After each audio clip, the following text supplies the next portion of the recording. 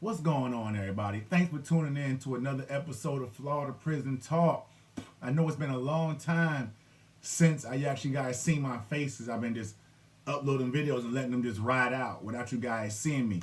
I appreciate all my subscribers, man. I'm at about 870 subscribers, about 130 subscribers away from having 1,000 subscribers and the amount of hours, the 4,000 hours.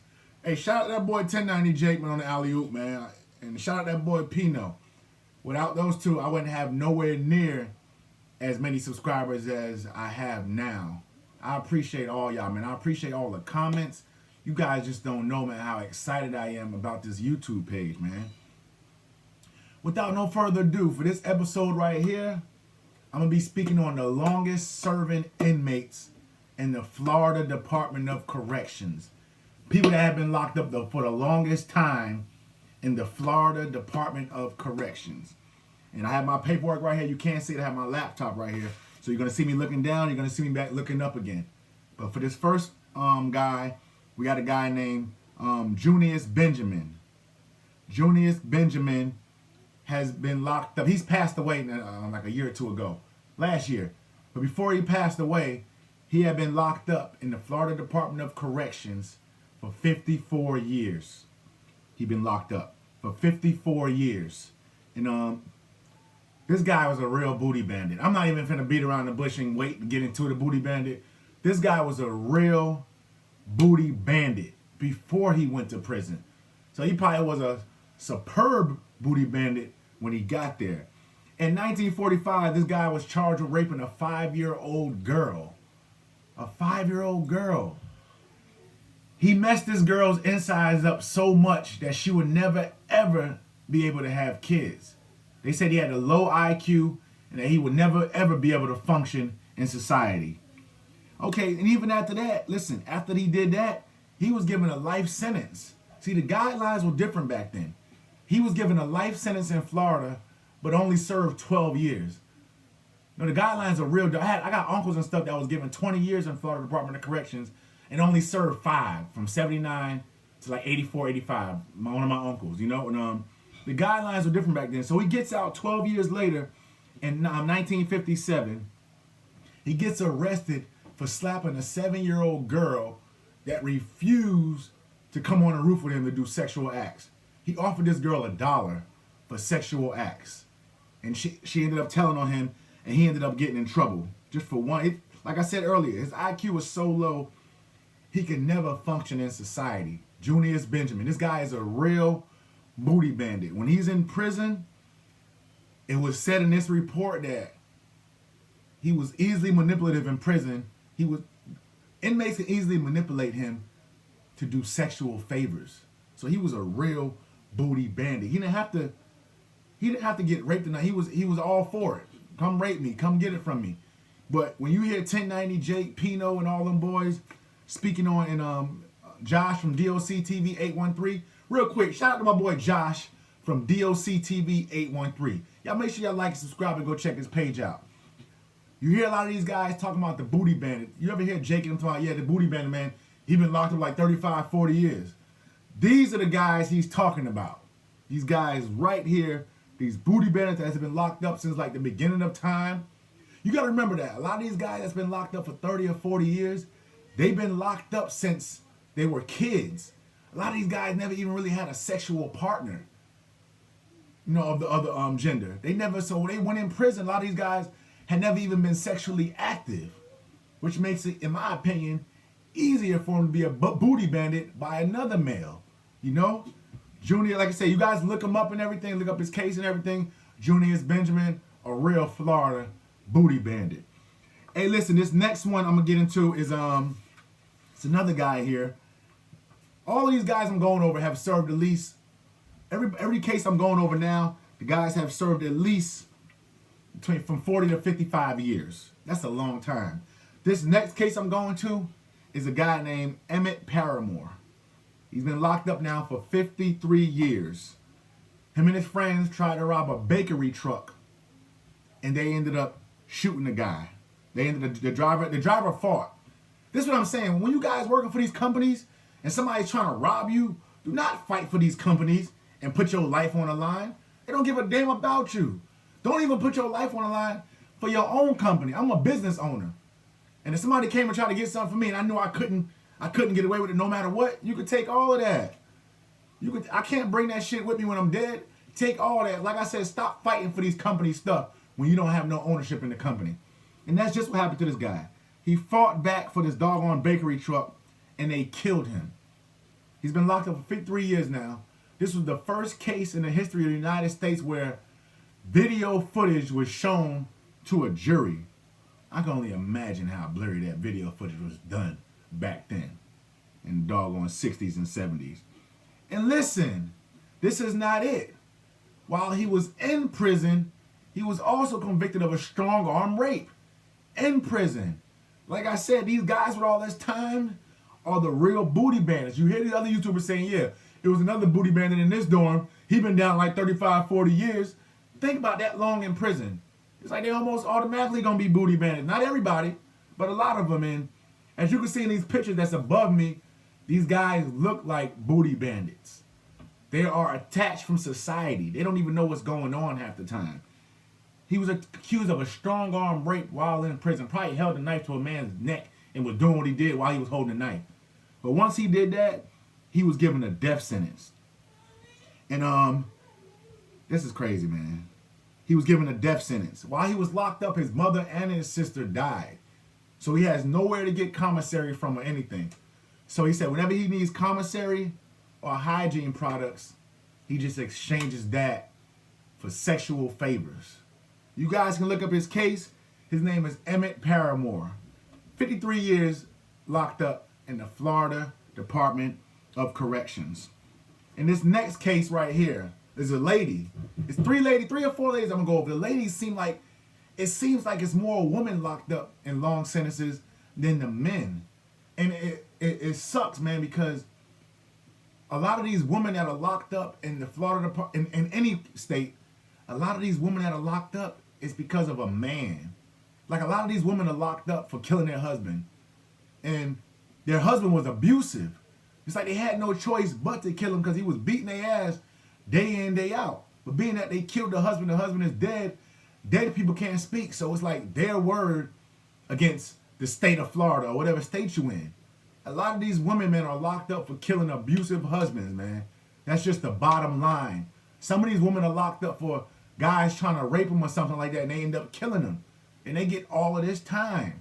I guarantee you the average woman that's locked up in prison right now is locked up because of another man.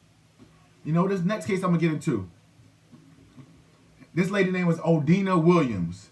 She has been locked up now for 45 years.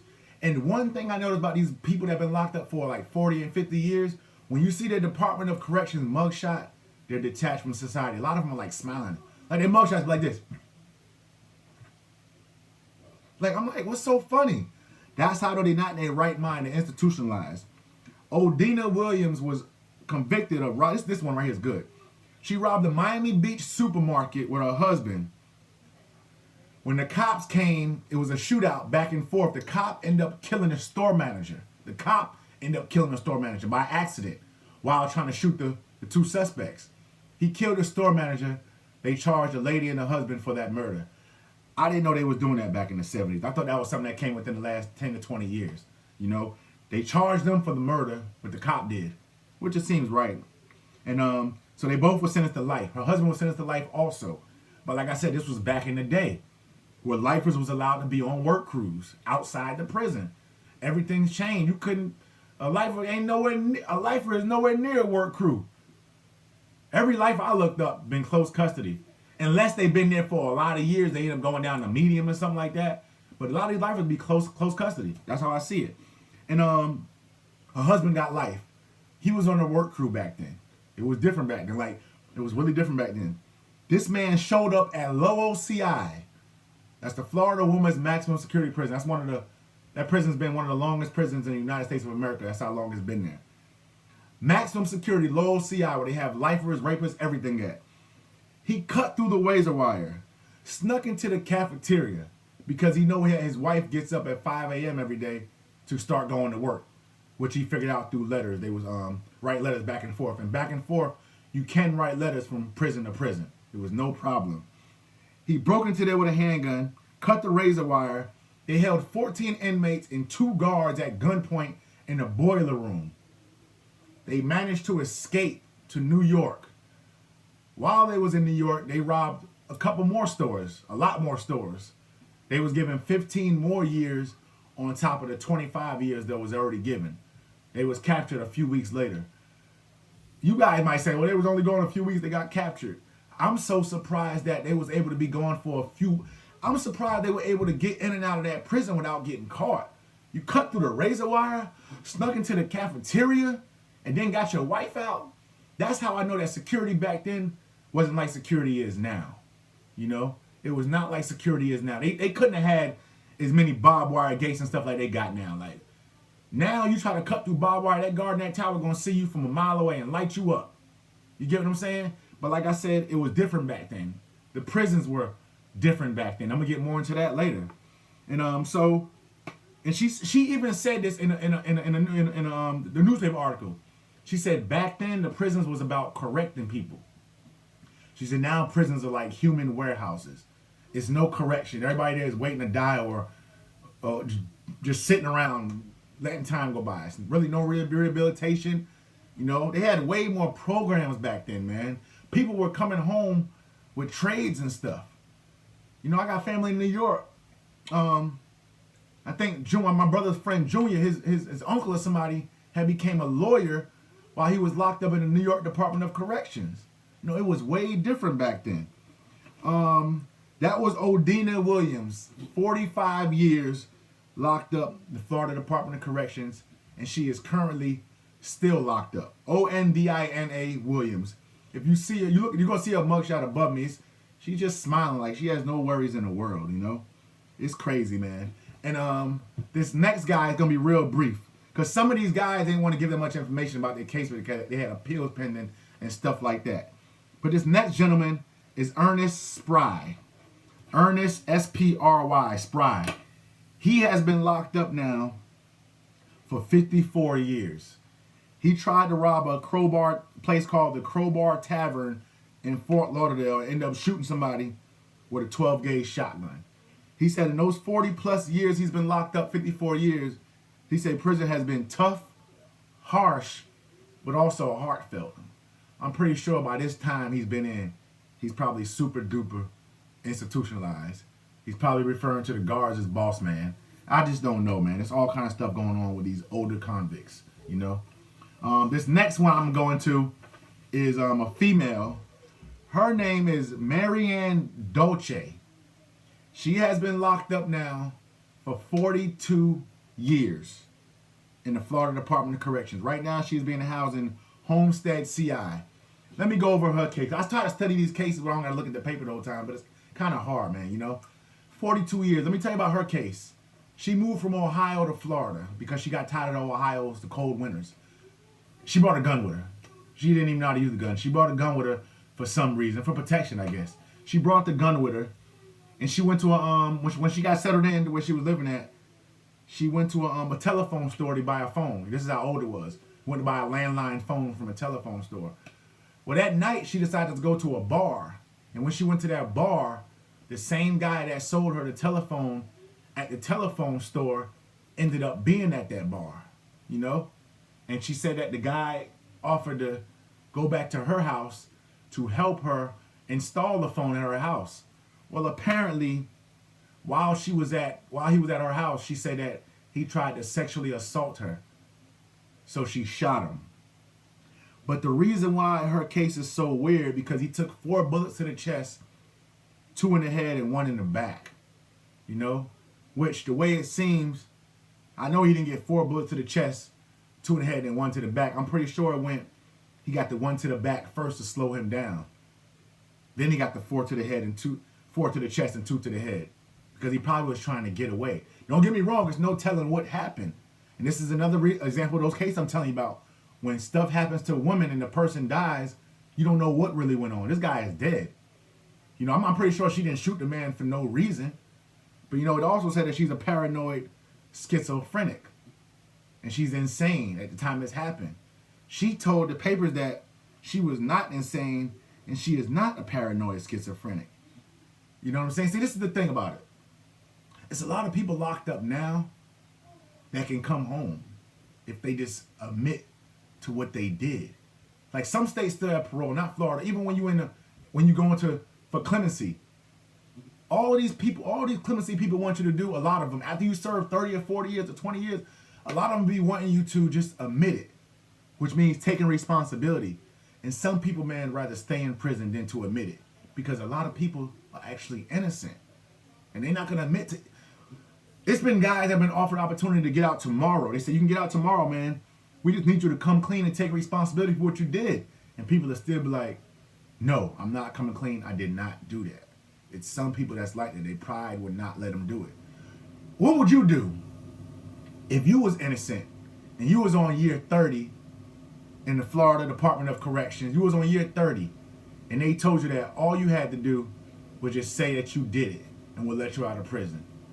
Would you say you did it even though you didn't to get out of prison, or would you stay in prison longer and say, no, I didn't do it? Think about that, man. Let me know how you feel in the comments. She has been locked up for 42 years now. Now listen to this. Right now, Florida has the stand your ground laws. If they had the stand your ground laws back then, I guarantee you that she would not have been in jail. She would not have been in jail, man, if they had the stand your ground laws. If she would have been in jail, she would have been home now. You get what I'm saying? And she ended up meeting, this is how it all went down. She ended up meeting a hitchhiker. The hitchhiker ended up helping her dispose of the body. She said, I will let you, she said, if you help me dispose of this body, which hitchhiker, obviously, 9 times out of 10, they're homeless. If you help me dispose of this body, I'll give you the car and everything else in the car. Just help me dispose of the body. And the hitchhiker did that. And he got the car, and that's how she ended up getting caught. Because they caught him driving the dead man's car. And he told the police that when he got to the lady's house, after she picked him up from hitchhiking, when the closet door was open, the body fell out. And he helped her out for the car. He didn't get no time. They let him off. He testified against her. He was off. But listen, with that being said, she actually has a chance at making parole because she's under the old guidelines. It's like 4,300 inmates that still have a chance to get parole because when she was locked up, they had parole then. That was Marianne Dolce, Marianne Dolce. You guys can look her case up. This next case I'm going over is a guy named Michael Wade, another real booty bandit. He's been locked up in the Florida Department of Corrections for 54 years. He's currently at Lake Butler. You're going to notice that too. All these old guys been locked up for 30, 40, 50 years. They're all at Lake Butler RMC, Reception Medical Center. They all seem to be at Lake Butler waiting to die. This guy said he sits in his wheelchair and looks out the window all day. He said back then prison was about rehab, man. He said he got guys in there that was carpenters.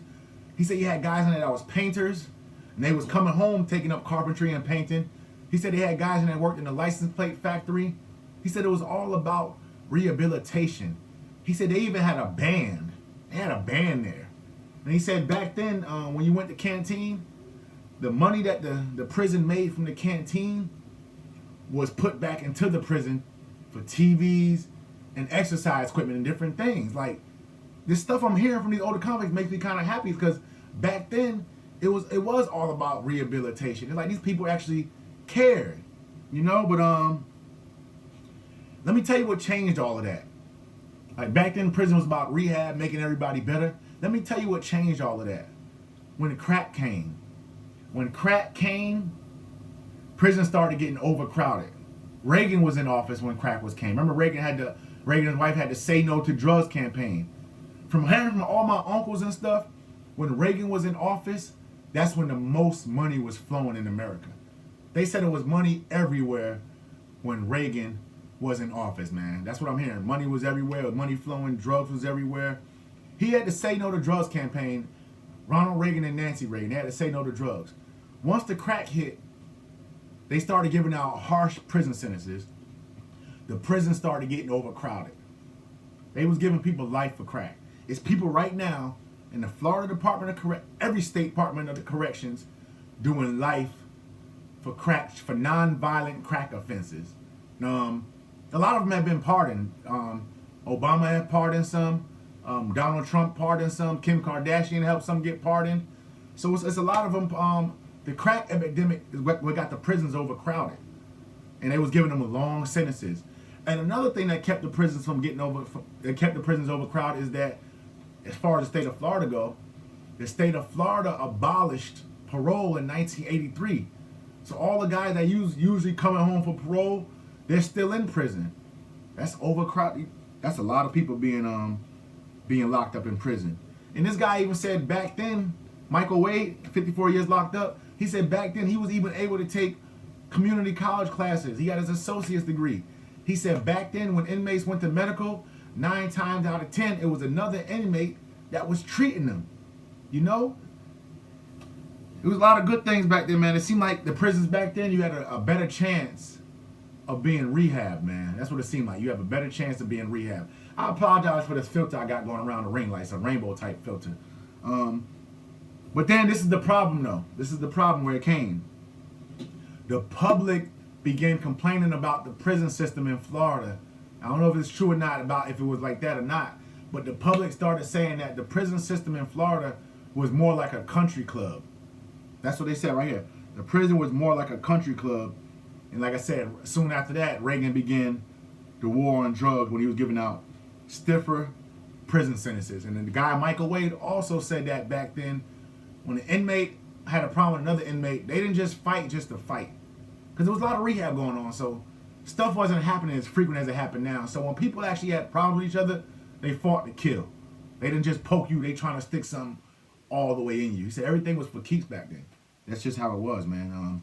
That was Michael Wade. He's been locked up now in Florida Department of Corrections for 54 years. That is Michael Wade. And this next, I got another one. It's a couple of them where people didn't feel like talking. They didn't want to say their cases and stuff for whatever reason. But we have another lady named Anita Kennedy. As you can see above me, Anita Kennedy has been locked up for 45 years now for killing her husband for insurance money, which she denies to this day that she ever did it. She claims she was just a country girl that worked her ass off to support her kids. That's all. Her oldest kid is 66 now. She says she has no support from the outside. Anita Kennedy has been locked up for 42 years. Okay, I understand that these ladies killed their husbands and whatnot, but I'm telling you, like, my opinion, maybe because I can't empathize, in my opinion, though, I think 42 years is enough because it's fucking rapists that get out. Child rapists that don't even get nowhere near that amount of time, man. They don't even get that amount of time. 42 years for these cases I'm going over. See, a lot of these motherfuckers deserve to be locked up, but a lot of these women deserve to be taken out, man. A lot of them really do. Hers was brief. She didn't feel like talking to the news that much, so she was just there for killing her husband for the insurance money, which she said that she did not do it. And we got other inmates that didn't want to do interview. We got inmate John Thomas has been locked up since May of 1967 when he was 25 years old. He was sentenced to life for murder. So that was like a little brief thing on him. His name is John Thomas. He's been locked up since May 1967 for murder. Now I'm getting ready to close here. Right now we have Florida's longest serving female inmate. Her name is Julia Robbins. She has been locked up now for a long time. She's 81 now. She's been locked up since 1972, 82, 92, 2002, 2012, 2000. She's been locked up for like now 48, 50 years now. She is Florida's longest serving female inmate. She's been locked up since 1972 for shooting and killing a 24-year-old woman in a bar when she was 33. I don't really care about the details of this case. That lady should need to be out of prison. In my opinion, this is my opinion, and I can only imagine how the family feels. Hopefully I'm not offending anybody. But 48 years, I think she paid her debt to society. It's people that killed 4 people that came home before that. It's people that did worse crimes. Come on, killing. I know people like, well, how does it get worse than killing? Okay, it can get worse than killing. Raping and then killing people. that came home way before that did 20 years, 10 years for that. Lady been locked up 48 years since she was 33 years old. She's 81 now. That's crazy, man. That's real crazy. And this last lady, her name is Marilyn Roberts. She was a Cleveland nurse. She had been having an affair with a pilot. And somehow she managed to lure the pilot's wife into her car.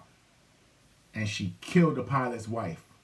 And she has been locked up since 1981. And that's a long time. Like, I feel like these people have paid their debt to society. I don't know what's been going on while they were in there, you know. But it seems like when Florida says life, it seems like they almost really mean it, you know. And a lot of these problems is these people don't have no money for clemency lawyers. That's the problem. You got to pay for clemency lawyers. The only time your lawyers are free is when you're on death row and you're going through appeals and stuff. That's free. The death row inmates don't got to pay for no counsel or nothing on their appeals. They do not. But if you're a regular inmate that's not on death row, that's walking the compound, whatever, and you want to try to get home on clemency, you got to pay for a lawyer. Unless you got a lawyer that sees your case, that sees you innocent, or that sees that you're worthy of getting out, they might take the case pro bono, which means they won't charge you anything. You know, that's far in between. But there's a lot of people that still have gotten out because of that. But what keeps a lot of these people in, they don't have money for that clemency lawyer. And this is, as I close, this is a fact I learned about President Clinton, which I didn't know about at all. I had no idea about this. In the 1990s, President Clinton signed a bill prohibiting inmates from using the GI Bill grant, the Pell Grant. Not the GI Bill grant. In the 1990s, I used the GI Bill, that's why I got mixed up. In the 1990s, President Clinton signed a bill prohibiting inmates from using a Pell Grant for education. I had a Pell Grant too. I didn't use it for education. Once my class was paid for, I pocketed that Pell Grant. I didn't care. But you have a choice. You can pocket it or put it towards classes, whatever way you want to do it. For education, he kept inmates from using the Pell Grant for education. And also, Florida stopped using the profits for the canteen to pay for TVs. Remember I told you when Florida Department of Corrections, when inmates go to canteen, the money they spent on canteen was put back into the prison for TVs, exercise equipment, band instruments. Florida cut all of that stuff out. And that's when the overcrowding started coming and everything with the crack laws. In 1983, the parole got abolished. It's like all the good things that the Department of Corrections had going good for inmates, they took all that away. I don't know if it was budget cuts or what, but inmates that was locked up back then came home way better than they are now. What I'm trying to say is that the recidivism rate was way more better back then than it is now. You know, I'm born and raised in the hood. I'm born and raised in the hood in New York. When I moved to Florida, I was raised in the hood also. A lot of dudes that came home in my generation go right back. When I see my uncles and stuff that's been locked up, my godparents that's been in prison and stuff, these guys are doing really good for themselves. The prison system isn't even on their mind. They tell me how the prisons changed, how all the stuff they were doing back then, the type of jobs they got. They even said that guards will respect you as long as you respect them. It was a respect factor. You know, so a lot of things change in the Florida Department of Corrections, but also you can't blame the Florida Department of Corrections on them changes. It probably was a lot of reason for them changes, you know, because as the generations went on, criminals got worse. Like, I think the generation now, the world we in now is the worst it's ever been. Because back then it seemed like the inmates were a lot more different, man. It was more about respect. It wasn't no gangs like it is now. There's so many gangs now. It wasn't no gangs like it is now. Your gang was probably where you from, or you was your own gang. You know, I mean, I'm pretty sure they had segregation, but it seemed like respect was a big thing. These jitterbugs now, man, they don't got no respect, man. You know, even back then, my uncle say back then you can go to prison. Like I said, you can actually do your time and keep to yourself. It seems like now you can't really do your time and keep to yourself. It seems like if you try to do time and keep to yourself, trouble will still find you. You know, hey, I appreciate everybody tuning in, man. Hey, make sure you hit that like and subscribe button. I'm at 870 subscribers, 860 subscribers. I'm like 130, 140 subscribers away from 1,000. Make sure y'all hit that like and subscribe button and hit that notification bell. and push all. But listen, I'm your host, Easy Win with Florida Prison Talk. I appreciate y'all tuning in, man. Y'all have a good day.